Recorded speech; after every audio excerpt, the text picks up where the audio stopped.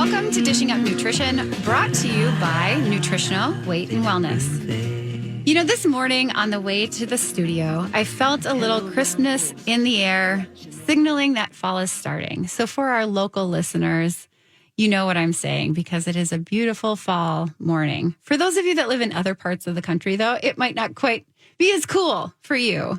But we definitely know that fall is here because the kids are back in school. It's after Labor Day. The fairs are over. And now many businesses are asking employees to come back to the office for at least 3 days of the week. So it's time to get out of our sweats and get those work clothes back on.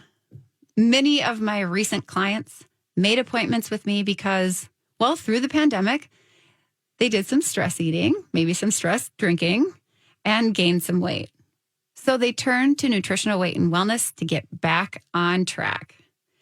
A common comment that they have made to me is, especially recently, they say things like, I think my metabolism has slowed down in the last 2 years because I just have to look at a brownie or a glass of wine and I gain 2 or 3 pounds. And we've heard this many times, Jolene, right? Where people feel like they aren't even eating the foods and they're gaining weight. Absolutely. Before we get into our topic, how to boost a broken metabolism, I want to introduce myself. I am Teresa Wagner, and I have been a registered and licensed dietitian for about 14 years, 7 of which I have spent working for Nutritional Weight and Wellness, a company whose mission I can fully get behind, helping each and every person experience better health through eating real food. That simple but powerful message is key: real health through real food, when the goal is to boost a slowed metabolism. If you feel as though you have a broken metabolism, which I think a lot of people feel that way, we want to give you some ways to speed up your metabolism. We also want to give you some reasons that possibly have caused a slowed metabolism. And I can empathize with some of the challenges that you may have because I am an all or nothing person. And if I start eating hyper palatable foods, you know, things high in sugar and starch and maybe fat and salt, those types of things, brownies, cookies, I don't want to stop with one. You know, and sometimes I feel like I can't stop with one. You know, some people say after they have something sweet like that, they're like, oh, that hit the spot. And I think to myself, I'm like, what spot? Right? It just makes that spot grow larger. And I know I'm not the only one that might feel that way. And maybe you're nodding your head in agreement with me because about 80% of us are all or nothing people. And sugar kicks off that desire to eat not one, but maybe a whole sleeve of cookies, chips, or French fries. I like to call that salty sugar. Those also can have that effect. Remember in the late 1990s when there was a Lay's potato chip commercial that said, bet you can't eat just one? Yep, you're right. Well, joining me today as my co-host is Jolene Carlson. She has a master's degree in nutrition and is a licensed nutritionist. Jolene, you have had quite the journey when it comes to your metabolism. I'd love to hear what you have found has worked to heal and boost your metabolism. Good morning, Teresa. Good morning, listeners. It's great to be back here in the studio. It's been a while for me. So happy fall to all of you. I know it's not the, meteorology fall yet, but for those of us that have kids, right? It changes. Our schedules change, the tempo changes, and the weather just kind of emphasizes that for us. And I think this is such a great timing for the topic of metabolism because I feel like our bodies are also designed to change when fall comes. Yeah. If you think about it as humans, fall time, winter time, our bodies are kind of designed to be like, ooh, it's fat storage time in case you don't have enough food, because throughout history, that's primarily been, how we've kind of survived. And so that makes it an extra hard thing not to put on those extra few pounds as the seasons change. Yeah, So, definitely working against our natural. Right. Yeah. Right. Exactly. So yeah, I mean, I think fall is a good time to, because things do change, it's a good time to kind of reset your health goals. And so a possible health goal that we can address today is, how do you boost that metabolism? And as you said, Teresa, like, yeah, me and metabolism, we are always working together against each other. We have good times, we have bad times. But yeah, just because I had to start early, or for me, my struggles started really early as a young kid, being overweight, as an adolescent being overweight, and as a young adult being extremely obese and overweight. When I started my weight loss journey, by then, at 24 years old, my metabolism was already broken. And so learning how to feed my body in a way where my body could actually use food was a process. And I want to say that it still is a process. I don't want to tell people it's like a one and done thing or it's just easy, because I figured out what worked in my 20s, and then my 30s hit. And I had to find out what worked in my 30s. And you have kids, you got to find out what works when you have kids. And then, you hit your 40s and it changes again. So it's really just trying to figure out what works for you. And for me, because my biggest issue was blood sugar from eating all the processed foods, growing up on a processed foods diet, which caused weight gain, it was really about insulin resistance at a very young age. So because I ate so many sugars and carbohydrates, and like you, Teresa, I was like, there's no such thing as one and done. I don't even know what that means. It's like bag of cookies, yes, please. Bag of chips, yes, please. It's not a chip or a handful or a cookie. And I just didn't have a stop button, And then, of course, over time, my body was, just saying, and my metabolism was saying, I can't keep up with this. And I became insulin resistant, and that's what I needed to work on. And so for me, what changed me, what busted my poor metabolism, was fixing my blood sugar and my carbohydrates. And so once I knew what I could tolerate and what supported my metabolism and ate that way, then I was able to get metabolism that actually supported energy, mood, and eventually weight loss. And then, like I said, it's an ongoing process. So if you too suffer from blood sugar problems, insulin resistance, that is probably one of the first things or first places to start with. And we'll kind of talk about that, right, Teresa, of how to, prevent that insulin resistance so you can have a healthy metabolism and have your metabolism do for you what it needs to do. But it does take time. It is a journey, and it's something that, we always kind of just have to address and readdress. Yes. And, you've mentioned insulin resistance. We should maybe go into, well, what is insulin resistance? Do you want to cover what insulin resistance is, or would you like me to talk about that, Jolene? You sound great, Teresa. You right. Go for it. Well, so generally, insulin resistance happens. It's not something that happens overnight. It's something that happens over time of eating too many carbohydrates, typically high sugar carbohydrates. And so when your body is eating carbohydrates and sugar containing foods, our blood sugars go up. And then it's the job of our pancreas to release insulin. Insulin is a hormone that helps to take the sugar from the bloodstream and push it into the cells. And so when you have insulin resistance, what happens is that we have lots of sugar in our bloodstream all the time. So lots of insulin is released all the time. And the cells, it's almost like they can't use that insulin as well anymore. There's too much. It's kind of like, I explain it sometimes to clients where, how you walk into a restaurant and you notice that the noise is really loud. There's lots of talking and maybe there's music in the background. You sit down at your table and then all of a sudden, you're able to talk to your friends and family okay. That the noise kind of goes into the background a little bit more. It's almost like you don't hear that as much anymore.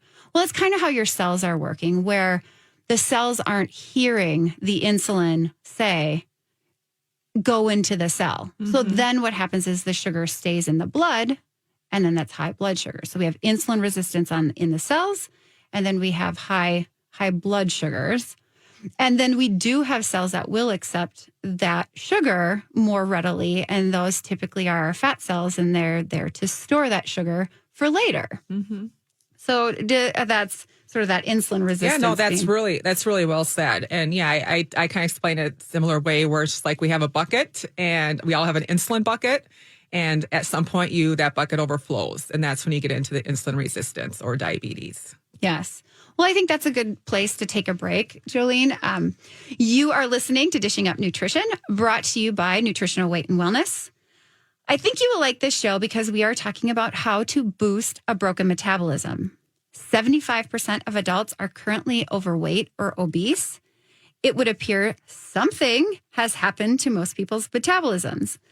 Stay tuned to hear as Jolene describes her weight gain and weight loss journey. Welcome back to Dishing Up Nutrition. It is so important to keep my blood sugar balanced, so I like to start my day with a nutrient-dense, lower carbohydrate breakfast. I have the opportunity to live on my own hobby farm, so I always use our eggs. I like to have 2 or 3, and I like to saute them with some spinach, maybe some peppers, onions, mushrooms, or whatever vegetable is in season. And then I saute them in coconut oil or butter. But before I have breakfast or when I'm making it, I always drink a glass of water to make sure I start my day with water and then have my coffee with cream and a scoop of key collagen powder. It gives me lots of energy. It keeps my blood sugar level and it keeps me level for the rest of the day. That sounds like a great breakfast, Jillian. All of a sudden I have a catch in my throat. I don't know. Yeah, that sounds like a great way to start your day and a great way to support your metabolism. And before break, Jolene, you were telling us about just kind of your struggles with your metabolism and how you grew up and some of the foods that you were eating and things along that line. And I'm sure many people can identify with what you've said. And it also just helps us understand why you are so passionate about helping people figure out what may have caused their slow metabolism and helping them boost it back up to functioning really well. So I think we can all identify with what you've said and then also understand just how it's so important to you. Today, we're going to discuss some ways to boost a broken metabolism. When we think about our metabolism, it's a somewhat simple word, right? At least we're all familiar with the word metabolism. Maybe we don't understand fully what that is, but we got a good idea about what metabolism is. But it is really a very complex process. And the process of resetting your metabolism isn't simple, and it can take months to even years. And that's really hard because I feel like we all have a little toddler still living inside us that it's like, I want what I want and I want it right now. So it's really hard to think about months to years. But yeah, it is because it took months to years to break that metabolism or slow that down. And it can involve many changes that we'd have to make in our lives, from how much we sleep to the amount of stress we have in our lives. And of course, boosting a broken metabolism needs a nutritional approach. For many, it starts with reducing insulin resistance. And Jolene, you have personal experience with this. So how did you go about reducing the insulin resistance that you had?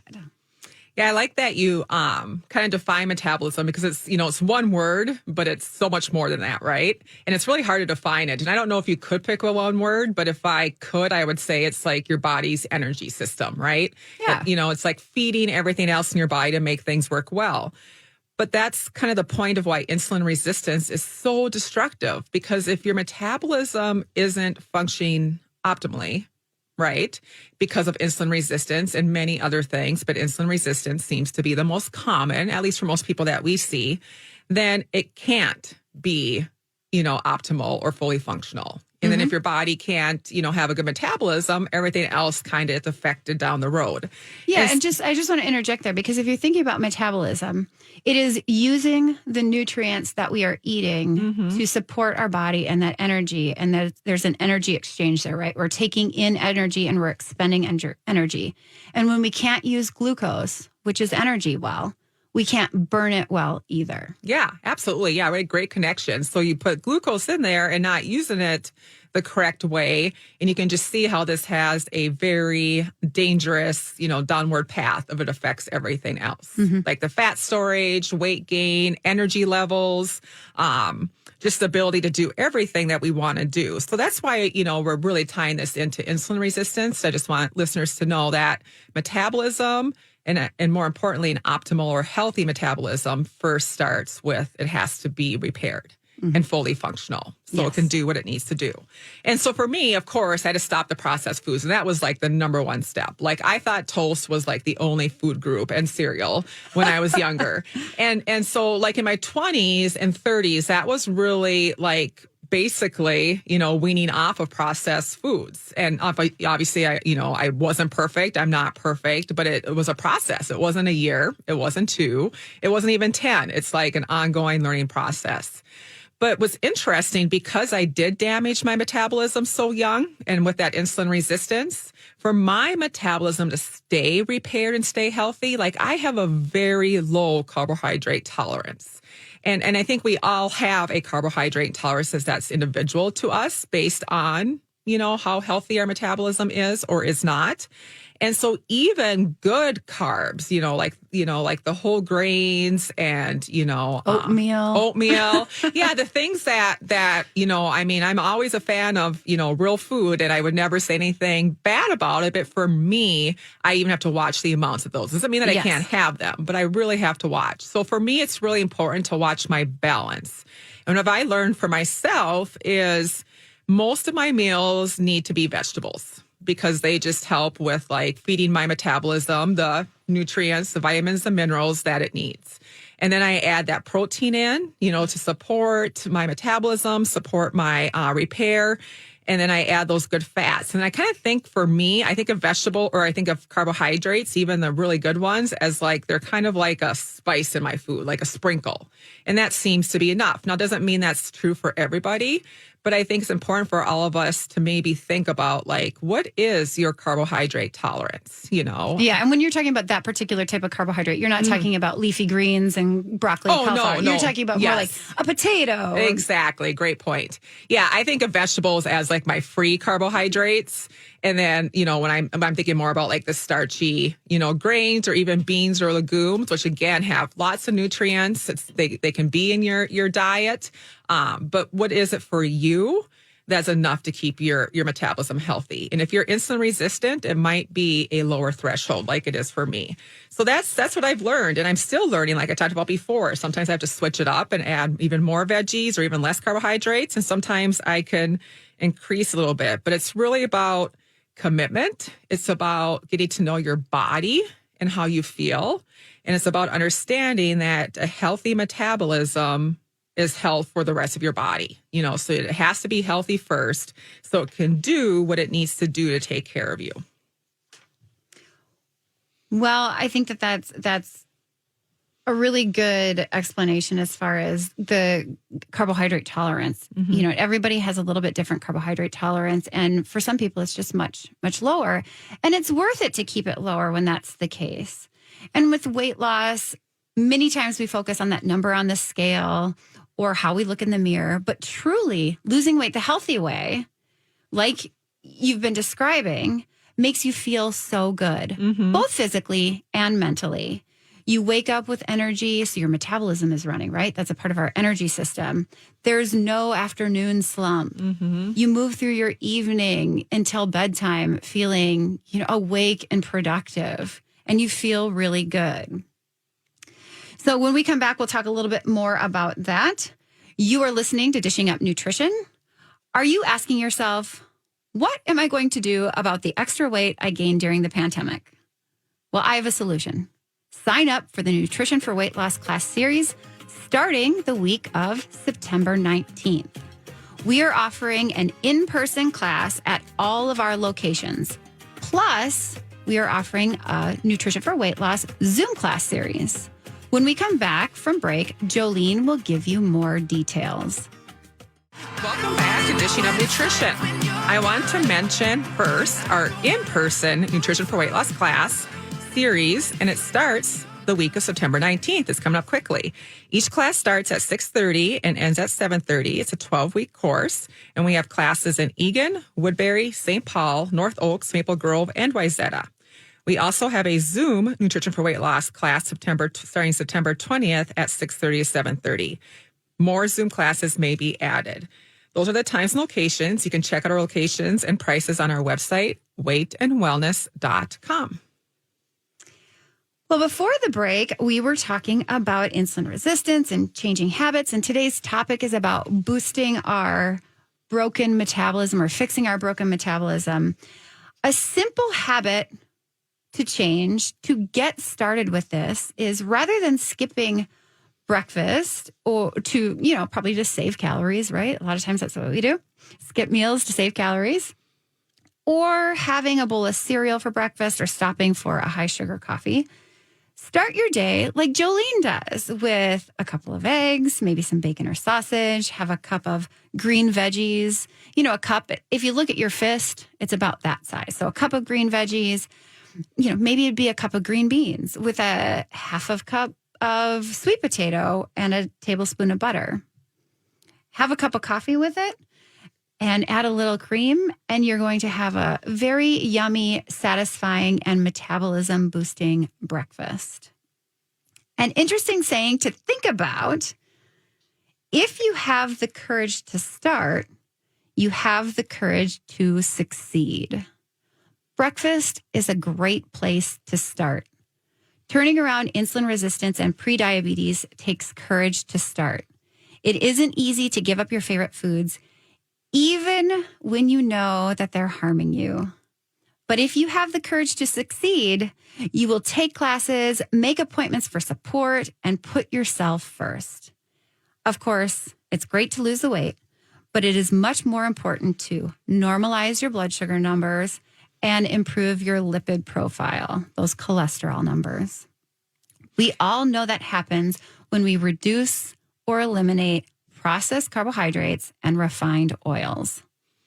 That's great, Teresa. I like that you said that, the losing the weight thing. And we always tell clients this, and we know how hard it is. Because like you said, we're a toddler and we want things. Sometimes we're toddlers, right? We want things to happen right away. And trust me, as a person that had to lose a lot of weight, I know how that feels.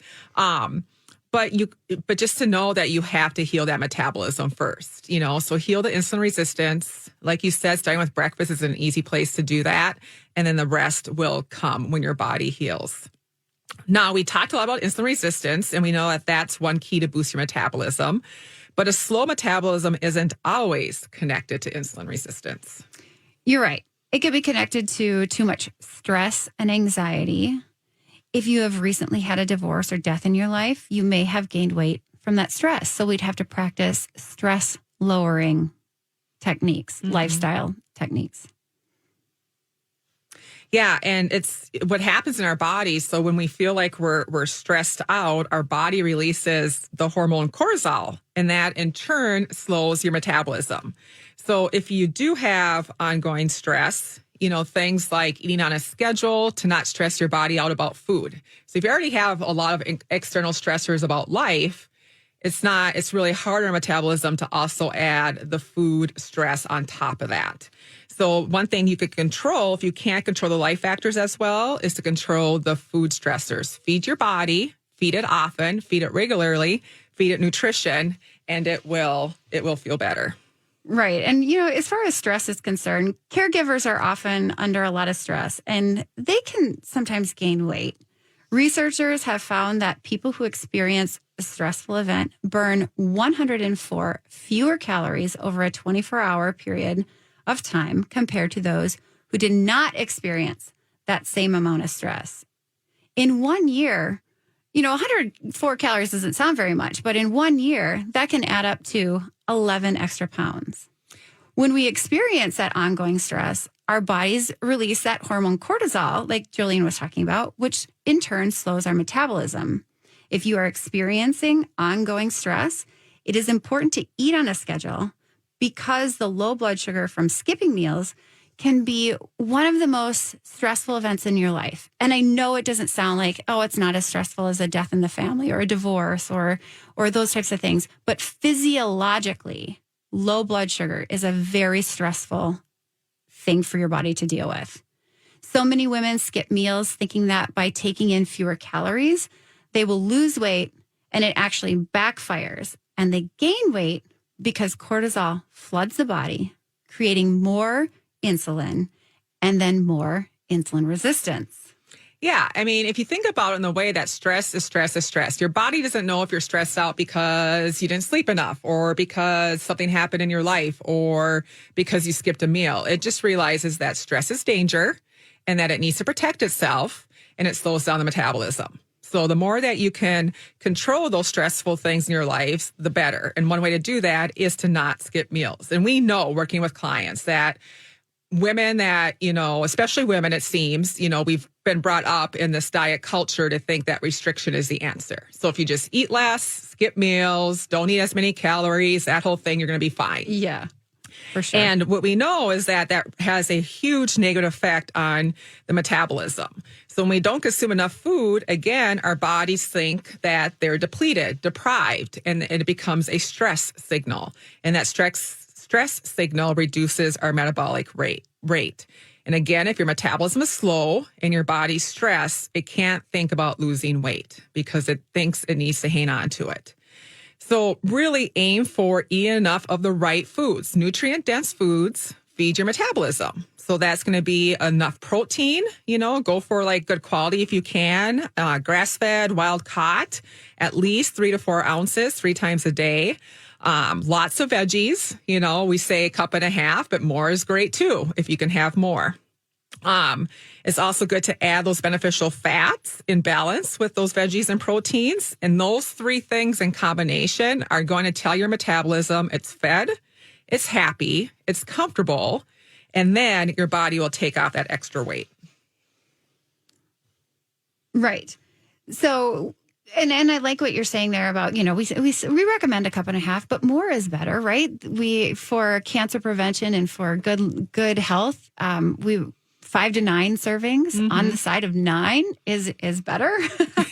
So that's good. And then adding that fat to those veggies makes them much more delicious. So you're more likely to eat more. That fat helps you absorb those nutrients better. So that's a great way to do that. But when we're talking about fat, we like those natural fats, staying away from soybean oil or those refined oils, because those also slow our metabolism because they're not, our body has to process them and they don't process well. And so if it's more difficult for your body to process, it's just more energy it needs to work on that. Yeah, it's almost like your body doesn't recognize them as being real, and then it puts more demand on your liver, right, to get rid of them. And of course, our liver is key in metabolism. And again, it starts just that mess, right? Yes, absolutely. I mean, it goes right down even to the cellular structure.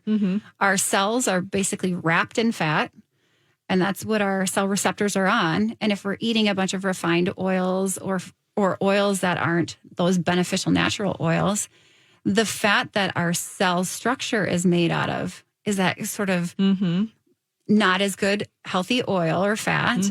And so then that signaling can be disrupted too. So So we want to eat the right amount of carbohydrates, those healthy fats. We want to do that to boost our slow metabolism. And we always recommend eating real food. We suggest high quality protein, such as grass-fed beef and lamb, pasture-raised pork and chicken, organic fruits and veggies, so that they are free of chemicals and pesticides, which can also slow our metabolism. We want to stay clear of food additives such as MSG, sugar, those refined oils we just mentioned, and margarine too as well. We have butter instead. Keep it real.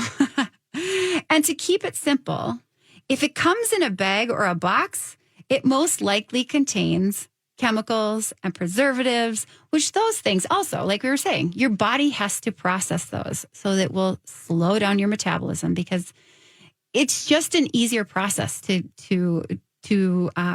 metabolize natural foods. Yeah, your body recognizes them, right? So it's like your body knows what to do with the energy we put into it if it's actually something it recognizes. And it just, of course, isn't going to recognize something that's, made in a laboratory or doesn't come from nature. So the closer you can stick to nature, or like, is it Mel that says like it has to have a face or come from a stem or something, which is a great simple way to think about it too. But yeah, stay away from bags, boxes, stay close to nature, and your body will know how to use those nutrients.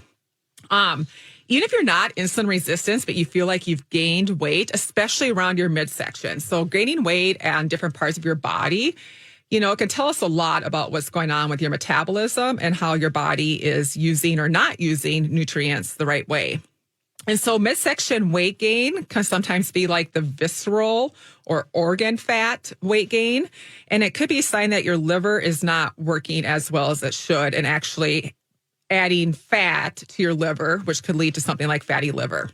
Because your liver is, you always hear that phrase, and it's so true, love your liver, because your liver does everything for you when it comes to keeping the good and using it and trying to get rid of the bad and losing it type of thing.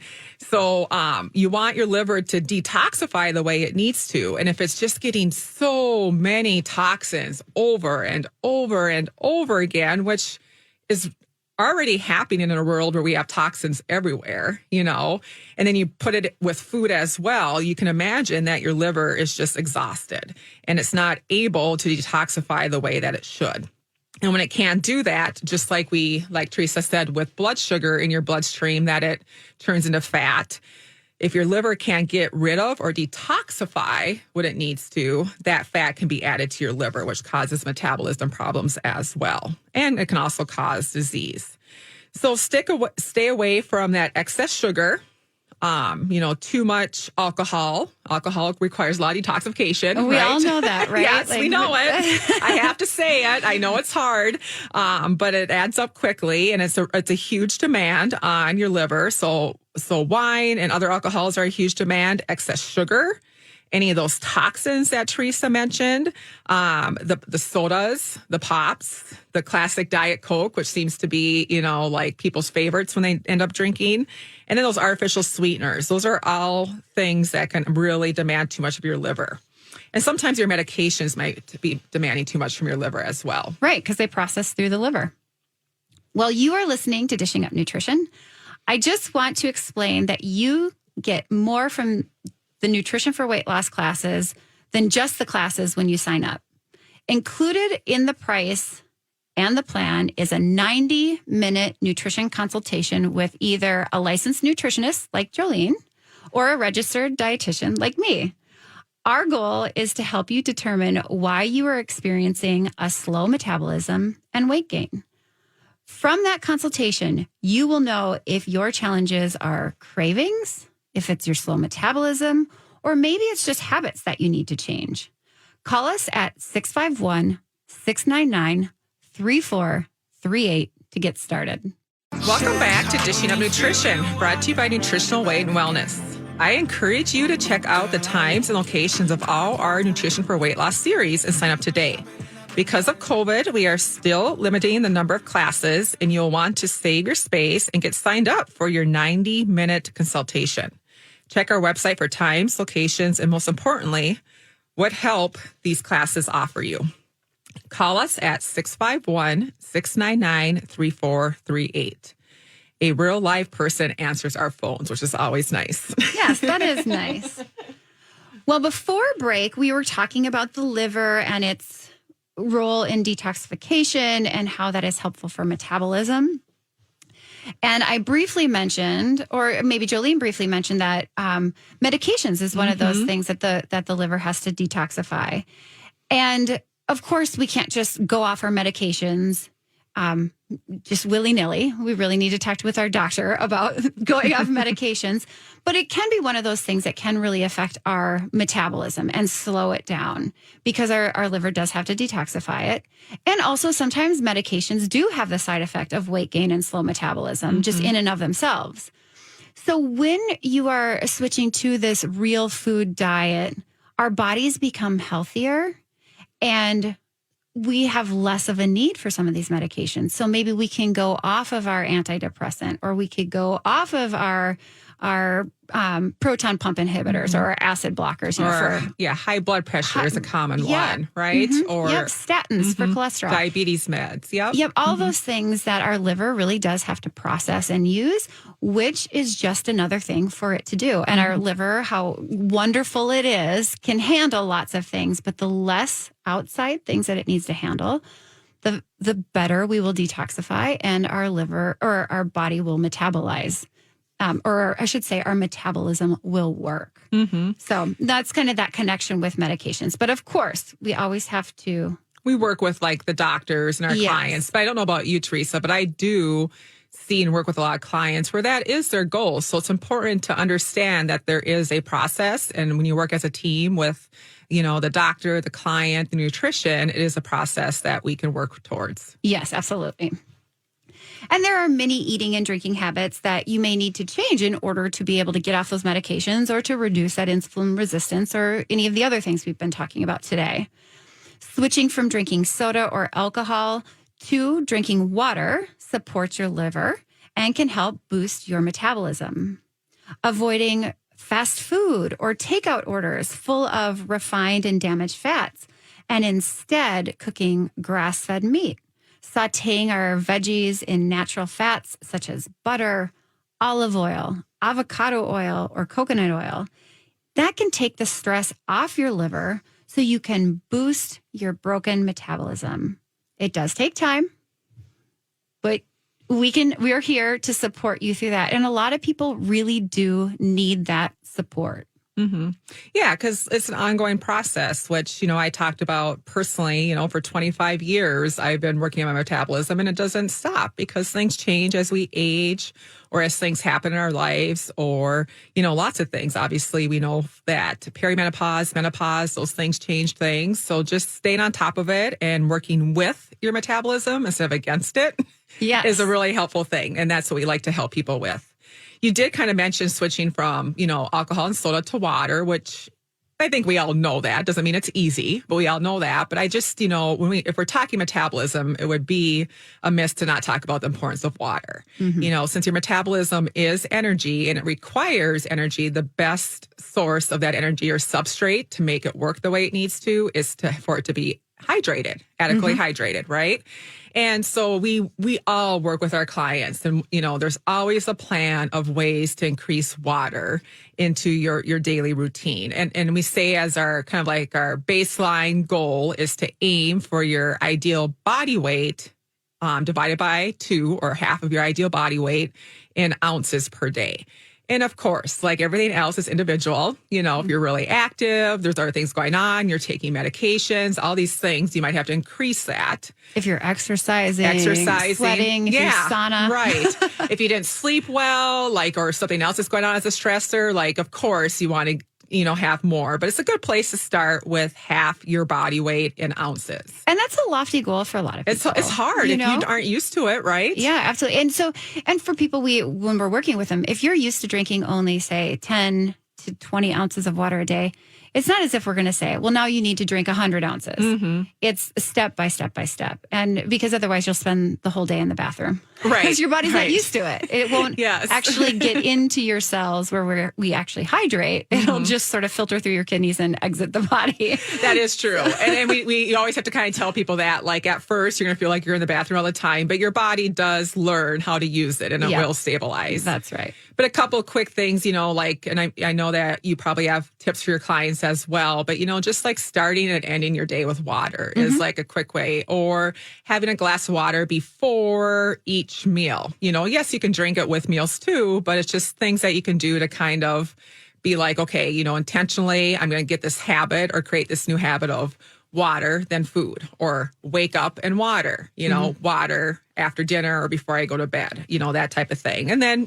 like you said, Teresa, you just slowly increase, you create a new habit, and before you know it, it's part of your daily routine. Yeah. And I just heard Leah, one of the other dietitians that works at Nutritional Weight and Wellness, say that she puts water in her coffee cup next to her coffee maker so that she can't put any coffee in her cup until she has drank her water. And I think that's just such a great idea. I mean, I drink water right away in the morning, but putting it in your cup, it doesn't allow you. Yeah, that was smart. No, that really resonated with me too, because I don't do it as obvious as that, but I say before I have coffee, I have to have water, So there's if thens, you get this if you do this first. Yeah. Another thing to consider too is we always talk about the importance of protein. And with metabolism, how one of the ways it can relate is that we need protein in order to support our muscle mass on our body. Most of us know, or if you don't know, your muscle is very metabolically active and it burns calories while you are at rest. So while you are reading or watching TV or flipping through your phone, your muscles are burning more energy than other parts of your body. So when we have adequate protein in our diets, we can support the muscle mass that we have. Of course, having movement to build those muscles is important as well. But after the age of, I think it's right around 35, we start to lose muscle unless we're doing something about it. And one of those things that we need to do is eat adequate protein to support our muscle mass. And then, of course, exercise to maintain it as well. Yeah, and it's not easy to build muscle, especially as we age. So, you want to just make sure that you're getting adequate protein, and like everything, that can change. Some people need more protein. Some people, need less. I heard a phrase, and I can't remember where it's from, but it was like, people aren't overweight. They're just under muscled. Yeah, but it just shows like how metabolically important muscle is, because if you want to have a faster metabolism, build the muscle, and that will support your metabolism. Right. And just another thought too is a lot of times as we get older, we eat less protein. And really, we should be eating more protein. The protein requirement as we age actually goes up. Right, exactly. And it is hard. It's already hard to get the minimum requirements of protein. And so we understand that it's harder to even increase that. And so really watching the protein, making sure you're allowing opportunities to build muscle where you can. Once you do those things, you're just boosting your metabolism even more and adding all those nutrient-dense foods. Yeah. So to just kind of wrap it up, eat real food. Get adequate amounts of protein. Fix your metabolism. Get rid of the insulin resistance. Yep, exactly. Drink more water. We didn't discuss sleep, but sleep is very important for our metabolism. It's a stressor if you're not sleeping, right? That's right. And if you have lots of stress in your life, practice those stress-lowering techniques. Absolutely. Our goal at Nutritional Weight and Wellness is to help each and every person experience better health through eating real food. It's a simple yet powerful message. Eating real food is life-changing. Thank you for joining us today. Thanks for listening to Dishing Up Nutrition. If you enjoy this podcast, please share your favorite episodes with a friend or leave a review on iTunes, Stitcher, or iHeartRadio. The content and opinions expressed are those of the hosts or presenters. They are not intended to diagnose, treat, cure, or prevent disease. Product statements have not been evaluated by the FDA.